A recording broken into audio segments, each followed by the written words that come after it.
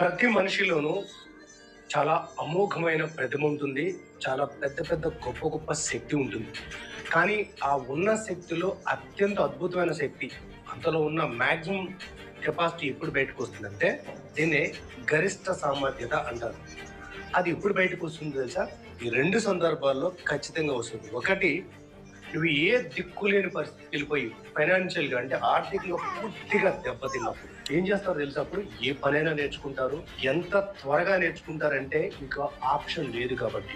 ఇంకా రెండోది ఏంటో తెలుసా? ఆరోగ్యం దెబ్బతిన్నప్పుడు. మనిషి తను ఆరోగ్యంగా ఉన్నప్పుడు తనకున్న కెపాసిటీ ఏంటి, తనకున్న విలువేంటి, ముఖ్యంగా తన దగ్గర ఉన్న విలువైన సంపద ఏంటో తెలియదు.